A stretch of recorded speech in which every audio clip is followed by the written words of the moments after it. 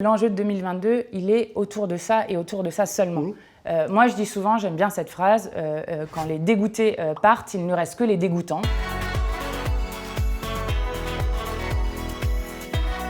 Bonjour Mathilde Panot. Bonjour. On a les masques, mais on peut les enlever puisqu'on est à plus d'1,5 mètre de distance. On s'est lavé les mains juste avant le début de l'interview. Tout à fait. Merci à vous d'être là. Merci beaucoup pour l'invitation. Vous êtes donc député de la France Insoumise du Val-de-Marne, mais aussi membre de la Commission du développement durable et de l'aménagement du territoire, mais aussi vice-présidente du groupe parlementaire. Ça fait beaucoup de choses quand même, non ? Ouais, ça fait beaucoup de choses, mais c'est intense. C'est pour ça que la politique, c'est pas une carrière, Ouais. c'est pas un métier, c'est un mandat qu'on prend à un moment. Et dans ce mandat, on essaye de représenter le plus possible les idées pour lesquelles on a été élu. Donc, je crois que c'est important justement de travailler au fait qu'on permette à tout le monde d'avoir ces mandats-là. Et une des choses dont moi je suis fière dans mon groupe, c'est que dans mon groupe, il y a des gens justement qui étaient Caroline Fiat, première aide-soignante de toute l'histoire de l'Assemblée nationale élue, Adrien Quatennens, que vous avez reçu d'ailleurs, qui était avant, qui travaillait dans un call center chez EDF, Jean-Hugues Rattenon, député de La Réunion, qui était dans une association de chômeurs et précaires et qui était au RSA Activité. Quand on est arrivé, on nous a regardé avec un peu de mépris, genre d'où est-ce qu'ils sortent ces gens-là. Moi je me rappelle la première fois, mon premier discours, on me dit mais c'est Jean-Luc Mélenchon qui a écrit ton discours à la tribune des députés de La République En Marche. Je crois que ce qu'on a réussi à prouver, c'est que tout le monde pouvait faire de la politique, parce que la politique, c'est notre vie commune. Donc c'est chouette d'être député en fait. Bien sûr, c'est hyper intéressant. Moi, vraiment, je n'avais jamais rêvé d'être députée ou je n'avais jamais pensé être députée. Vous faites quoi à la base, vous ? À la base, vous venez d'où ? Moi, je viens du monde associatif. Moi, je travaillais dans l'associatif avant, ce qui était super. Je travaillais à Grigny, donc qui est la ville la plus pauvre de France. Vraiment, ça me plaisait énormément parce que moi, je travaillais dans des quartiers populaires. Donc, j'ai fait plein de choses avec plein d'associations différentes. Et vous faites avancer avec des gens, avec des choses qui évoluent, qui sont hyper positives, donc qui sont super. Mais moi, j'avais quand même une boule de rage au ventre quand je revenais de Grigny un jour sur deux, parce qu'un jour sur deux, j'avais un habitant avec qui je bossais qui avait perdu sa mutuelle, et donc comme il avait le diabète qui risquait l'amputation parce qu'il ne pouvait plus se soigner du diabète, etc., etc. Et donc l'associatif, c'est absolument génial. C'est un engagement très très important, mais moi j'avais aussi envie d'avoir un engagement politique parce que j'avais envie que ça change pour tout le monde dans le pays et que je crois que le fait de prendre le pouvoir, non pas par goût du pouvoir, mais pour dire maintenant on va faire des règles, décider de règles démocratiquement et collectivement qui permettront à tout le monde d'avoir une vie digne dans le 6e pays le plus riche au monde, je crois que c'est ça quand même la base de mon engagement politique. Mais vous êtes quand même pour une 6ème République, Mathilde Panot, avec la France Insoumise. Nous, on est pour la 6e République. En 10 mots, définissez-moi ce qu'est la 6ème République. 6e République, c'est le fait de faire une constituante. On réécrit la Constitution, les règles de base du jeu de notre société démocratique. Et c'est le peuple, du coup, qui redécide des règles du jeu. C'est ça, la 6ème République. Et on arrête avec un président qui est le monarque républicain, qui décide de tout seul. Ça se voit là dans la crise Covid. Ouais. On a un président qui décide d'avoir raison contre tout le monde tout le temps, qui n'écoute pas les oppositions, qui n'écoute pas les professionnels, qui n'écoute pas les associations et qui décide seul en Conseil de défense. La 6ème République, c'est tout le contraire, c'est le pouvoir au peuple. Il y a une élection tous les 13 mois dans ce pays. Est-ce que vous pensez vraiment que vous allez réussir à solliciter, à mobiliser les gens autour de ces grandes thématiques de société ? Ça, c'est une question très importante. Je crois que l'enjeu de 2022, il est autour de ça et autour de ça seulement. Moi, je dis souvent, j'aime bien cette phrase, quand les dégoûtés partent, il ne reste que les dégoûtants. Et en fait, on a dégoûté les gens de la politique. On les a dégoûtés. Nous, en 2016-2017, moi, j'avais mené une campagne de caravane d'égalité des droits dans les quartiers populaires sur l'inscription sur les listes électorales et sur l'accès aux droits sociaux. Par exemple, moi, je n'accepte pas d'être dans un pays où, déjà, sans même parler de l'abstention, 3 millions de gens sont non inscrits sur les listes électorales alors qu'ils y ont droit, 6,5 millions sont mal inscrits, donc parfois peuvent voter, mais parfois non, et on a une abstention, y compris pour ma propre élection, et je le dis aussi pour ma propre élection en tant que députée, qui doit quand même nous interroger collectivement. Est-ce que vous trouvez ça normal que ça soit, je vais le dire un peu de manière crue, mais les plus vieux de notre pays qui décident pour notre avenir et que ça soit les plus jeunes qui s'abstiennent le plus massivement? Est-ce que vous trouvez ça normal que ça soit les plus riches de notre pays qui décident et que les plus pauvres s'abstiennent massivement? Moi, non, je ne suis pas d'accord avec ça. Le jour où vous leur dites « vous avez le pouvoir de réécrire les règles », je vous assure, personne ne s'intéresse pas à la politique dans notre pays. Ce n'est pas vrai. Par contre, beaucoup ne s'intéressent pas aux petites magouilles politiciennes, aux promesses non tenues, etc. Je suis d'accord avec ce que vous dites, mais les petites magouilles politiciennes, c'est aussi... faut faire attention quand même, parce que c'est pas tout le monde qui fait des petites magouilles politiciennes. Bien sûr. Bien sûr, mais j'ai pas dit que c'était tout le monde. Non, mais donc les gens s'intéressent pas généralement à la politique. Moi, les jeunes, je parle avec des jeunes tous les jours. Je crois qu'on a le même âge. Hein. Je parle avec des jeunes tous les jours et je sais qu'il y a un intérêt un peu moins fort qu'avant sur la politique. Oui. Est-ce que c'est vraiment, vous pensez, parce que c'est que de la personne et qu'il n'y a plus d'idées? En fait, la question c'est, si vous parlez avec les jeunes, en fait, ils parlent de choses politiques, pas de choses partisanes, mais de choses politiques. Mais pourquoi est-ce que les jeunes se sont massivement tournés vers des choses qui sont des bons signes d'ailleurs pour la société que nous on souhaite, c'est-à-dire beaucoup des actions associatives, des maraudes, des choses comme ça, qui sont des engagements politiques, c'est-à-dire que, moi je fais attention à comment va l'autre dans mon pays, comment s'en sortent les autres dans le pays, ce qui est une bonne chose, mais c'est aussi parce que politiquement on n'a rien gagné. Pour être très très concrète, une des choses qu'on défend, c'est le référendum révocatoire. Ouais. Imaginons, vous présentez comme président, vous faites, ou comme n'importe, vous faites des promesses et puis vous les tenez pas. Quelle est la solution qu'ont les citoyens en face? Bon, ils manifestent, ils font des pétitions. Bon, s'ils sont sous Macron, ils se font gazer, ils se font matraquer, etc. Non, si, on a une répression qui est terrible dans notre pays. Bon, eh bien, mais vous n'avez aucun pouvoir dessus. Rappelez-vous de François Hollande, on n'avait aucun pouvoir sur toutes les promesses qui avaient été faites.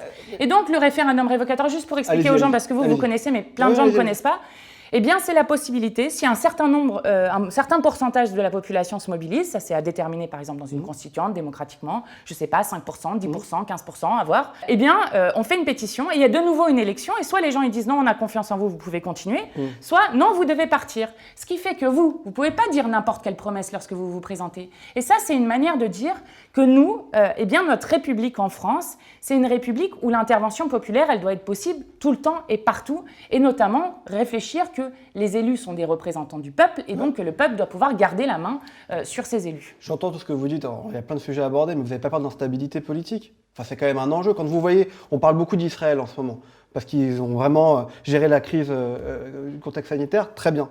Mais quand vous voyez leur système politique, l'instabilité politique, vous n'avez pas peur de ça en France? Eh bien non, parce qu'en fait, nous sommes déjà dans un système d'instabilité politique forte. Et même, je vais vous dire, nous avons un problème de représentativité. Nous, on est par exemple pour la proportionnelle à l'Assemblée nationale.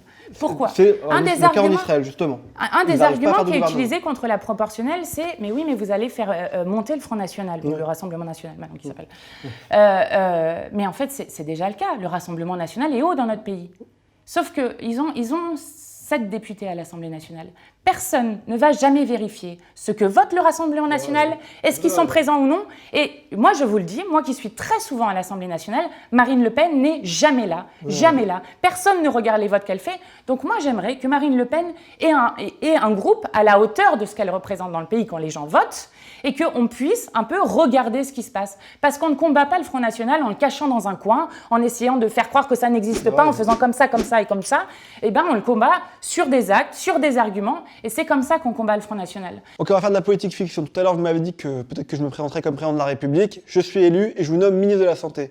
Quelle est la première décision que vous prenez en tant que ministre de la Santé, dans le contexte actuel qui est le nôtre aujourd'hui? La première décision, je vais voir notamment, par exemple, les 180 000 infirmiers et infirmières qui ont été formés, donc qui ont exercé le métier et qui ont quitté la profession. Et je leur dis à quelles conditions vous revenez pour nous aider le temps qu'on forme et qu'on embauche massivement des soignants.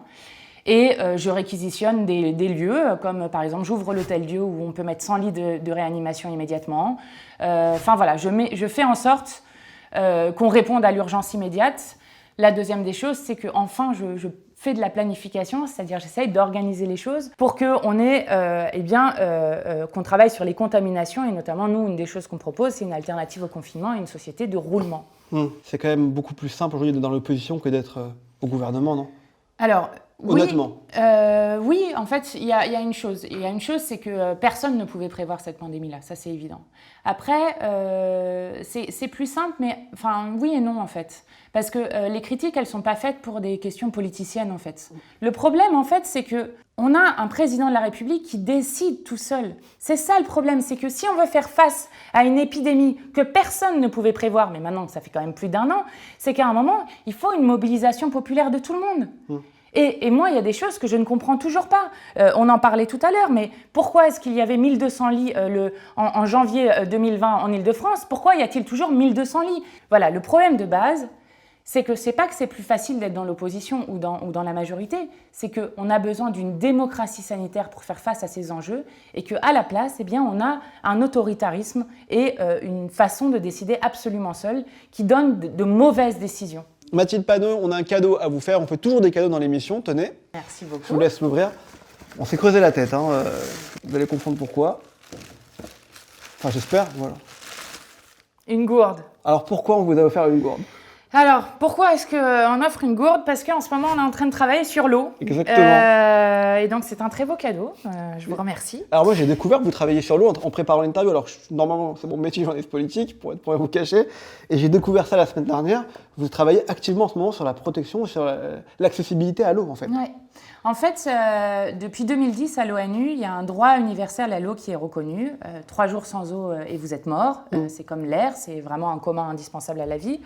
Et pourtant, nous, dans notre constitution française et dans notre droit français, ce droit à l'eau n'est pas reconnu. Et le problème, c'est que sur quoi est-ce qu'on se bat ? Bon, la première chose, c'est que peut-être que vous n'avez pas vu ça, mais parce que c'est un sujet qui n'intéresse pas beaucoup, mais qui est très important. Depuis décembre 2020, on peut spéculer sur l'eau en bourse. Ouais. C'est absolument dramatique.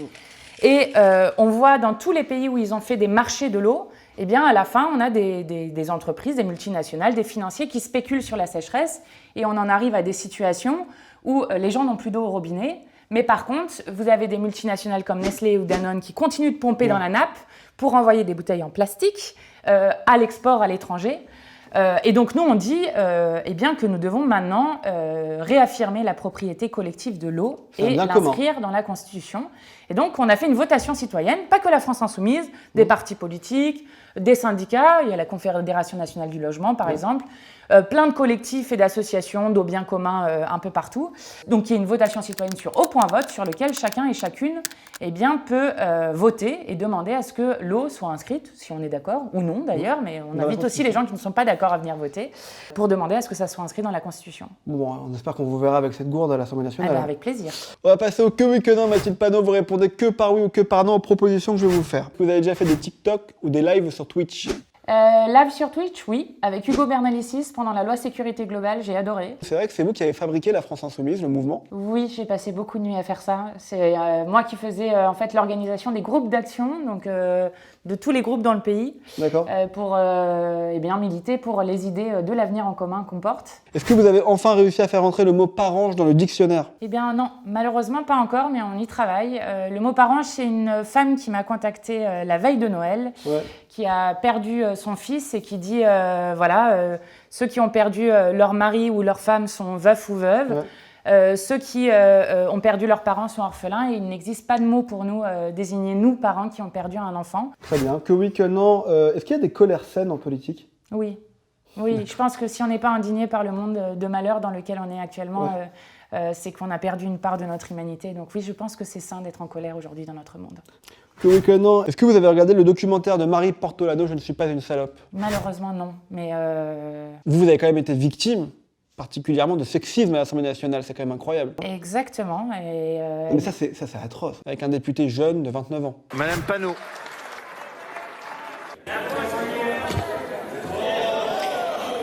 Président, ministre, collègues. Madame Panot, allez, mes chers collègues, même par respect.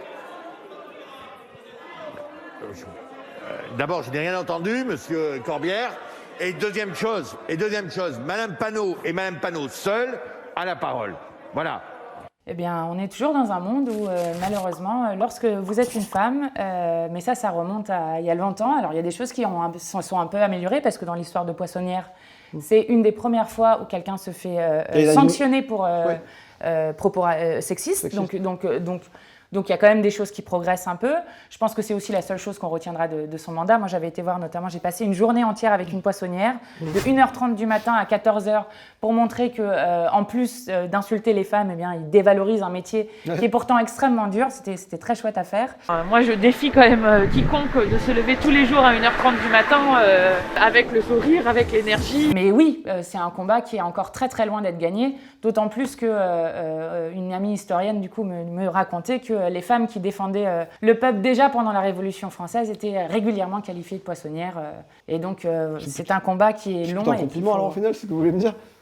En tout cas, oui, ça place dans la lignée de... Moi, je suis fière d'être une femme qui, en tout cas, essaye de toutes mes forces de défendre les intérêts du peuple et notamment des plus faibles. Mathilde Panot, c'est qui le plus sympa chez France Insoumise? Le plus sympa, Jean-Hugues Rattenon, je vais dire. D'accord. Parce que Jean-Hugues Rattenon, c'est un élu de La Réunion qui fait 12 heures de vol aller et 12 heures retour à chaque fois qu'il vient à l'Assemblée nationale et qui a une manière très populaire de porter la politique et qui défend beaucoup les plus pauvres de notre pays.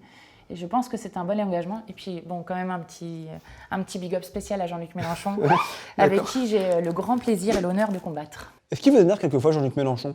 Comme tout le monde. Si, Quand vous le voyez devant la porte, la République c'est moi, vous qui dites qu'il faut une constituante. La République, c'est moi! Ça vous énerve pas? Non, mais je crois que lorsque vous avez 17 perquisitions d'un coup sur un parti d'opposition, je pense qu'il y a de quoi être énervé.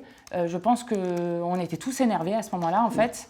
On l'a dit. Donc, est-ce que Jean-Luc Mélenchon ne m'énerve jamais? Non, parce que tout le monde nous énerve toujours un peu. Par contre, est-ce que je suis fière d'être avec un homme politique qui, pour le coup, est le seul quand même qui, dans cette crise, propose des choses et propose une issue de sortie, en fait, à cette crise de civilisation qu'on est en train de vivre? Non, je suis admirative et fière d'être avec Jean-Luc Mélenchon. Dernier que week-end, est-ce que vous pensez que le monde d'après sera mieux que le monde d'avant? Si on arrive à tourner la page de Macron et de Le Pen en 2022, oui, on aura des horizons bien plus heureux qui vont s'ouvrir. Et en tout cas, moi, j'y travaille de toutes mes forces. C'est marrant parce que personne ne répond la même chose quand j'ai un invité politique qui me dit l'inverse de vous. Si on continue avec Macron, donc malheureusement, on n'arrivera jamais à se rejoindre. C'est ça, c'est le choix que le peuple français politique devra faire. Mais la politique, c'est pas tout le monde d'accord. La politique, c'est des choix à faire, qui sont des choix qui doivent être décidés par le grand nombre. Et notamment, je parlais de l'abstention, et ça pour moi c'est très important. Mais la politique, c'est pas tout le monde est d'accord.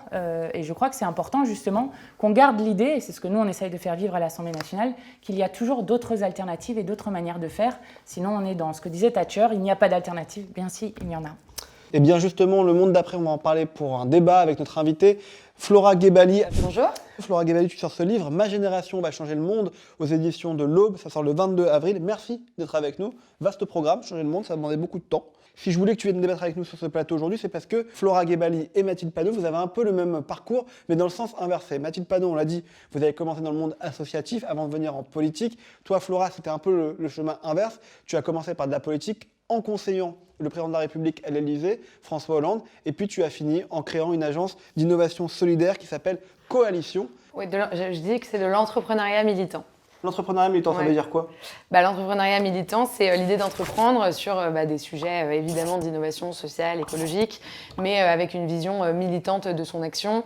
C'est-à-dire que évidemment, quand on est chef d'entreprise, on a un objectif de rentabilité, de pouvoir se payer, de pouvoir payer une équipe, de pouvoir conduire nos actions, mais on a aussi une éthique assez forte. Par exemple, nous, on est une agence d'innovation sociale et on se veut garantie sans greenwashing.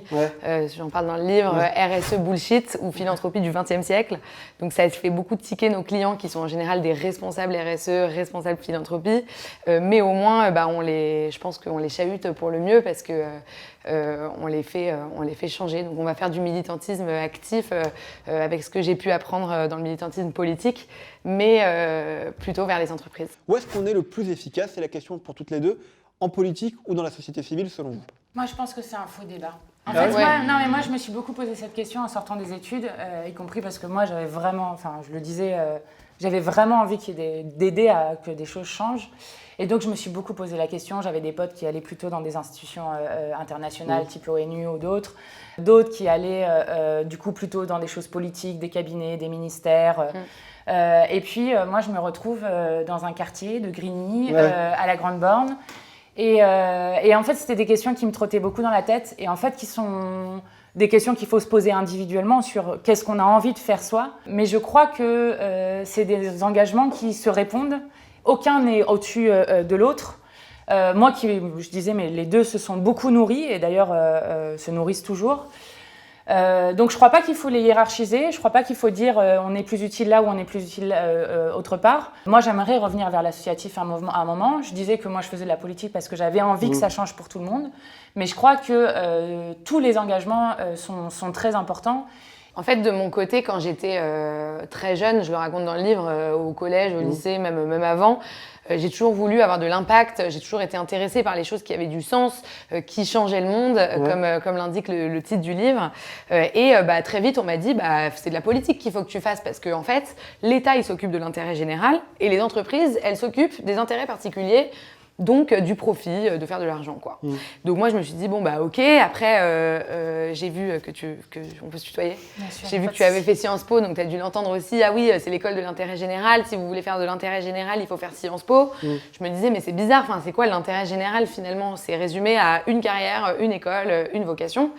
Donc j'ai fait de la politique. Je me suis beaucoup enrichie humainement de tout ce que j'ai appris, mais je sentais que pour faire bouger une virgule dans un texte de loi, ça prenait des mois et des années et du temps. Et j'étais la petite main de la petite main de la petite main du président de la République, mais quand même, j'avais l'impression je me sentais personnellement d'une utilité très limitée. Et ça a changé là aujourd'hui? Ah ouais, totalement. Alors que après, je suis allée vers l'économie sociale et solidaire, ce que je raconte aussi. Et là, je me rendais compte que j'avais fait embaucher 10 anciens détenus à la sécurité d'un grand groupe. J'avais fait embaucher 10 adultes autistes dans les cuisines d'un grand groupe, un autre. C'était du concret. C'était très concret, ouais. Et en fait, je suis tout à fait d'accord avec ce que tu dis, c'est que chacun doit trouver sa place. Ce que je raconte dans le livre, c'est qu'en fait, aujourd'hui, on est à un point de bascule. Je pense que le Covid nous le montre de manière assez violente, et c'est que le début de ce qui va se passer dans la décennie à venir, malheureusement. On est à un point de bascule et tout le monde doit prendre sa part. Et ça, les jeunes l'ont très bien compris, les moins jeunes aussi, puisque en fait, quand on regarde les statistiques du bénévolat en France, c'est hyper élevé. Il y a presque un Français sur 2 qui est bénévole dans une association. Donc les Français, je pense, plus largement que la jeunesse l'ont compris, mais la jeunesse, c'est au détour de tout ce qu'ils consomment, ils votent en fait au quotidien par leurs actes de consommation, par exemple. Et je pense qu'aujourd'hui, en fait, il faut se mettre dans une mentalité de course de relais. Et ce que je reproche parfois à la politique, et on arrive au sujet du débat, c'est que vous avez une vision encore de croire au mythe de l'État-providence. Quand vous parlez d'organiser votre constituante, je reconnais que je connaissais pas grand-chose à ce sujet avant de vous entendre. Hyper intéressant ce que vous racontez. Mais en fait, Ségolène Royal 2007, elle parle de démocratie participative. Emmanuel Macron 2017, il fait une grande marche. Résultat, statistiques non utilisables parce que trop bordéliques, ils n'ont pas réussi à utiliser les statistiques. Et donc aujourd'hui, vous dites, on va encore nommer, ça va partir d'en haut et ça va descendre en bas. Et on va nommer des citoyens, des citoyennes, des gens, en gros, pour... Élire. On va élire, non mais très bien, on va élire pour représenter, réécrire la Constitution, faire de la politique, que sais-je. La votation citoyenne, je vous entends le dire, ça marche en Suisse. La Suisse, c'est 1/10 de notre pays, je crois, en superficie de population à peu près. En France, on n'a pas cette culture-là, comme vous l'avez dit, on est appelé aux urnes régulièrement et on voit les taux d'abstention, ça ne changera pas. Moi, je pense que le politique, il doit aujourd'hui changer. C'est pas du tout partisan ce que je dis. Je pense juste que le politique, aujourd'hui, il doit changer sa vision des choses et arrêter de croire à ce mythe qu'est l'État-providence, qui est de croire qu'il peut tout faire. Et au contraire, il doit aller aujourd'hui des initiatives de démocratie participative qui partent d'en bas. Il y en a plein. Je peux en citer 10 rien que là maintenant.